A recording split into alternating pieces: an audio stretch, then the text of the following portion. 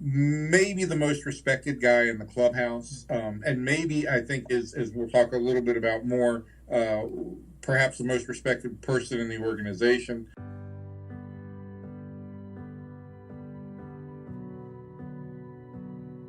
How long have you been covering Texas Rangers?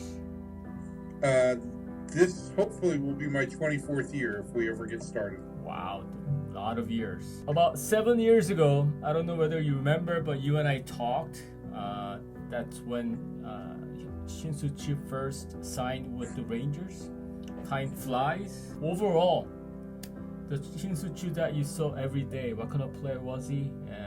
Do you think it was a good signing for the Rangers? Well, I think if people go and look at the contract, I think they would say, I don't know if Chu was a $20 million player. But what I look at is that he has put up very productive numbers every year. He's got a 370 on-base percentage over the course of that contract. He's stayed healthy, basically, with the exception of that first year throughout the contract. He has emerged as maybe the most respected guy in the clubhouse, and maybe I think is, as we'll talk a little bit about more, perhaps the most respected person in the organization. Could you say that, yeah, it was somewhat of an overpayment at that point in time? Yes, but I'll tell you what, the fact that you've gotten production out of Chu every year, I don't think this contract looks bad at all. Okay. You're going into your 24th season. You've seen ups and downs with the Rangers. You've seen All-Stars and Hall of Famers. What are the things that stand out? For me, the thing that stands out most is a conversation we had 3 years ago now, maybe. And we had a conversation, and he talked about rebounding from the rough first year that he had with the Rangers, and the conversations he had with his wife, and how she told him not to burden himself with trying to play to the contract value. Just go out there and be the best player you can be. What stood out to me was how earnest and candid Chu was. And that has been something that has marked really the entire time he's been with the Rangers. I have yet to come across a player who seems to be more thoughtful and reflective in his answers on any subject. And really now, because he's experienced so much, there really isn't anything that you don't want to go to Chu and get his perspective on. Last year in spring training, Willie Calhoun got sent down to the minor leagues. It was a very difficult demotion, but that was a situation that Chu had been in with Seattle in 2005. And so I went to Chu and I talked with him about it. He gave some great answers and great perspective and stuff that he shared with Willie. And I think that made a big difference for Willie and how he rebounded. And it goes on and on and on, with the most recent situation being that one major league camp shut down, and Chu decided that he was going to do something for those minor leaguers, deciding to give each one of those guys $1,000. That was completely on his own. He went to John Daniels in the front office and said, this is something I want to do. We also know he's made a big contribution to the population of Daegu. He's a guy who cares, and he's a guy who knows he's fortunate, and he wants to be able to give back. One thing he has always said to me is he remembers what guys did for him when he was in Seattle as a young player, and he wants to be able to give back to the next generation year after year after year. That's what we see with Chu. Okay. Is there anything that's not been out there yet, behind the scene kind of story? You just told us about the conversation that you had with him 3 years ago. Something that we can Google it up, and something that you could tell us? I don't know if there is something that wouldn't be Googled up. I try to be able to run as many of those as I can. The one thing that did stick out this year that I wasn't aware of is when I was doing this minor league story after hearing that he had made these contributions to all the minor leaguers.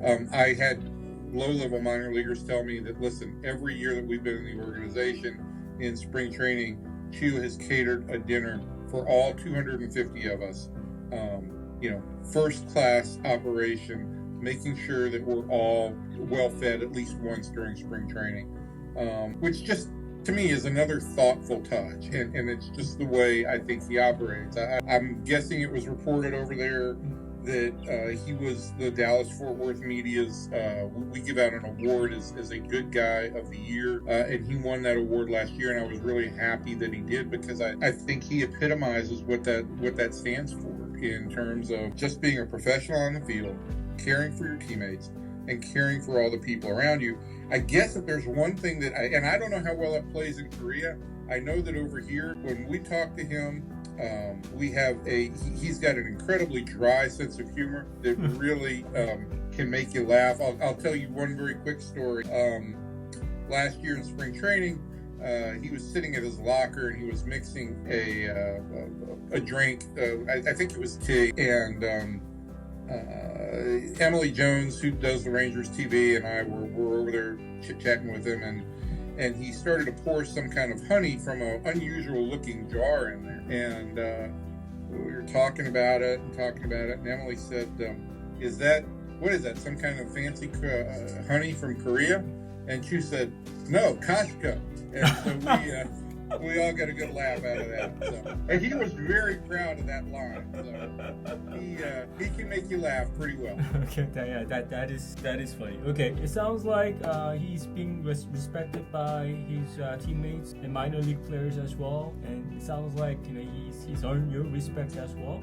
But how is he being viewed by the fan base with the in Texas? I listen. I think there was a point in time when the fan base was frustrated because they expected that they were signing a $20 million player to be the face of the organization, and I think that what Chu was signed for was to get on base and give the Rangers smart at bats, and he has done that. And I think it took some time for the fan base to accept what it was that he did well. I think this is an organization that fans look for home runs and that kind of thing. And while Chu will hit 20 home runs, I don't think he considers himself a great home run hitter.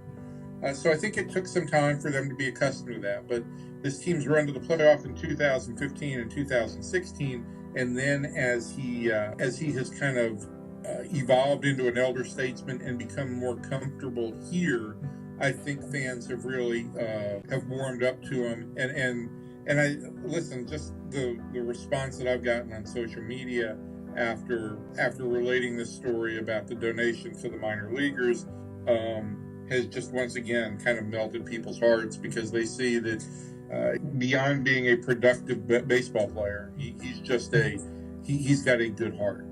And I will say this, 2 years ago when he had the club record on base streak, 52 consecutive games, that really kind of caught the imagination of people in a season that was not going well, and so it was exciting, and I think people also gravitated to him during that. Okay. Well, last contract year for Shin-Soo, what do you think are the chances of him returning with the Rangers? We're not too sure when the season's gonna start, but much smaller deal. But do you think there's a good chance that he could come back to the team? I think there's a chance. The question is going to be, look, he's viewed as mostly a DH now, though he's played a decent number of games in the outfield. I think he's viewed as predominantly a DH. And the question is going to be, do the Rangers have an everyday position player or a group of those guys that they'd like to cycle through in the DH spot? But I think, given the condition in which he keeps himself, the fact that Chu is going to be 38 this year, I don't think anybody would look at him and say his body looks remarkably different or older than it did when he got here. If anything, he looks better. His command of the strike zone has not changed at all. His presence in a clubhouse has only grown. So I could see, particularly if this team doesn't play this year, or if it plays a limited schedule, I could see the situation arising where the Rangers bring Chu back and he finishes out his career, whether it's on a 1-year deal or a 1-year deal with an option. But I could certainly see him playing till the age of 40. Okay. My original plan was to at least visit a couple of times this year, but hope that could still happen.